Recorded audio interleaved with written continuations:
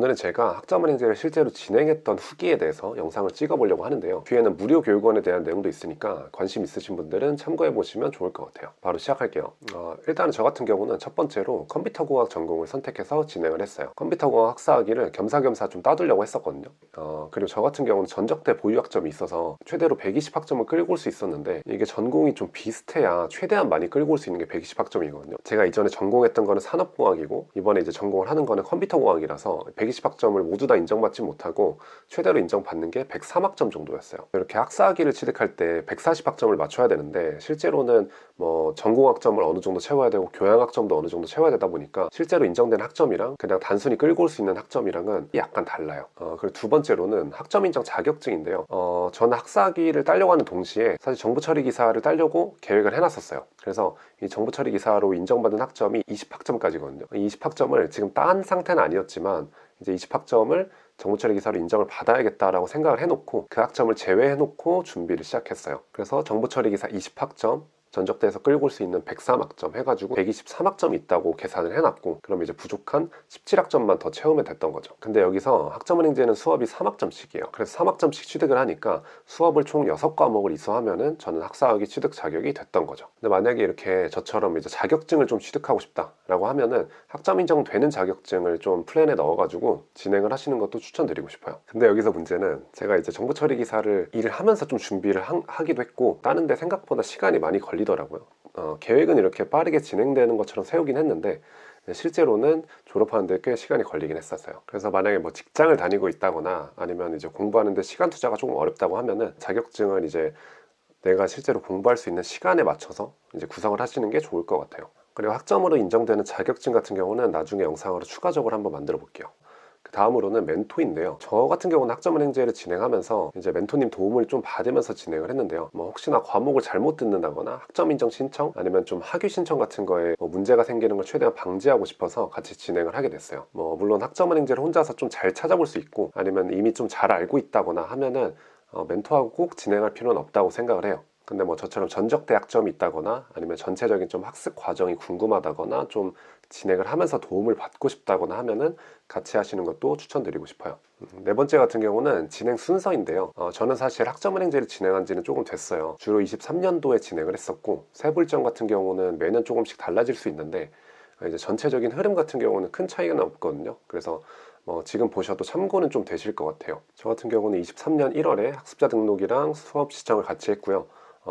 23년도 2월에 학점은행제 수업을 수강하고 7월에 학점 인정 신청을 하고 그 다음 연도에 이제 정부 처리 기사 취득을 했어요. 왜냐면 이건 이제 자격 조건도 갖춰야 되는 게 있었고, 그리고 이제 준비도 좀 하다 보니까 생각보다 좀 늦어지긴 했는데 24년도에 취득을 하고 24년 12월에 최종 학점 인정 신청이랑 그리고 학위 신청을 같이 한 케이스예요. 그래서 학위 신청을 그때 했다 보니까 25년도 2월에 학위 취득이 됐어요.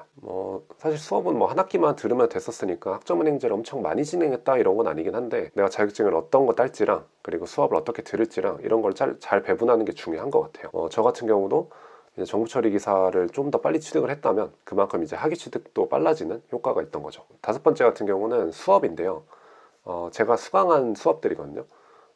일단은 저는 전적대에서 학점을 가져온 케이스다 보니까 전적대에서 수강한 수업 같은 경우는 혹시라도 뭐 중복 과목이나 이런 걸 피하기 위해서 최대한 제외를 해서 들었어요. 수강 과목 같은 경우는 뭐 컴퓨터 네트워크, 뭐 데이터 통신 네트워크원, 뭐 나머지 이런 과목들을 들었는데, 이제 과목들을 선택하게 된 거는 학점은행제도 전공 필수랑 전공 선택 과목이 있거든요. 거기서 주로 전공 필수 과목들을 들었어요. 저는 정부 처리 기사를 포함을 했는데 이렇게 자격증으로 취득한 학점은 전공 필수로 인정이 되거든요. 그래서 사실 뭐 전공 필수 과목을 다 들을 필요는 없는데, 이렇게 저처럼 이제 자격증으로 학점 취득하거나 뭐 독학사나 이런 거 추가적인 걸로 안 하시는 분들은 이제 전공 필수 과목을 다 들으셔야 돼요.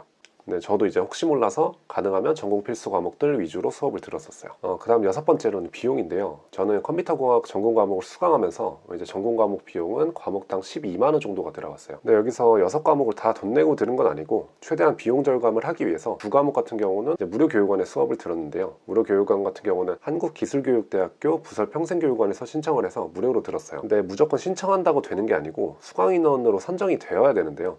수강 인원으로 선정이 되면은 최대한 과목으로 들을 수 있는 게 4과목까지요. 그 4과목도 경쟁률을 좀 뚫고서 돼야 되거든요. 근데 뭐 경쟁률 때문인지 학업 계획서도 써야 되고 뭐 간단한 시험도 봐야 되고 네 과목을 다 수강 신청에 성공하는 게 꽤 어렵더라고요. 저 같은 경우는 두 과목은 건져서 두 과목은 무료로 들었고 네 과목은 과목당 12만 원에 들었어요.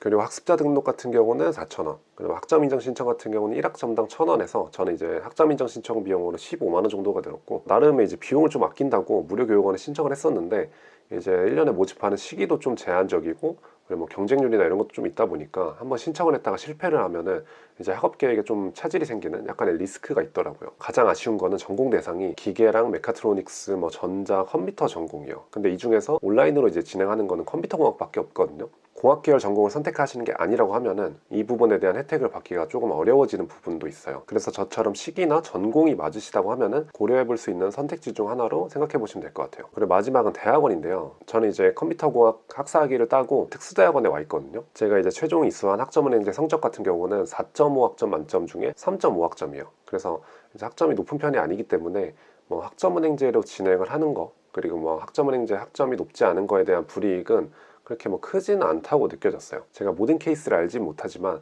이제 상위권 대학 쪽에서도 실제로 학점은행제 진행하고 합격한 케이스들이 있기 때문에 학점은행제를 진행해서 대학원을 진학한다고 크게 불이익이 있는 것 같진 않아요. 물론 이제 대학원도 주간 대학원이 있고 뭐 이제 특수 대학원이 있고, 그리고 뭐 얼마나 이제 상위권 대학원을 목표로 하느냐, 아니면 어떤 분이 면접을 보느냐에 따라서 차이는 있겠지만 뭐 학점은행제 자체가 무조건 이제 불합격 대상이다 이렇게 보기는 좀 어려울 것 같아요. 네, 오늘 이렇게 제가 직접 진행했던 학점은행제 현실 후기에 대해서 좀 알아봤는데요. 추가적으로 궁금한 점은 댓글 남겨주시거나 문의 남겨주셔도 괜찮을 것 같아요. 그러면 오늘 영상은 여기까지 해서 마치고 다음에는 더 좋은 영상으로 뵙겠습니다.